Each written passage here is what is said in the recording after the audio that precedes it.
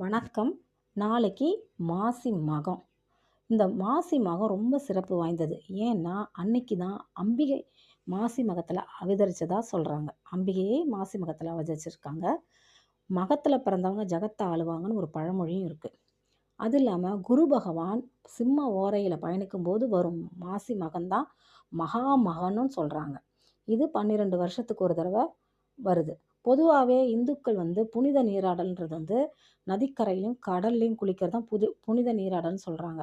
ஆனா, இந்த மகாமகத்துல கும்பகோணத்துல இருக்க மகாமக குளத்துல நீராடுறதுலே புனித நீராடலா நாம கருதுறோம்.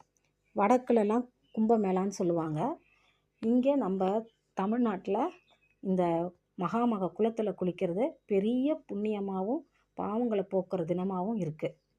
அதனால தான் இந்த மகாமகம் ரொம்ப சிறப்பு வாய்ந்தது. இது நமக்கு 2028ல மகாமகம் வரப்போது.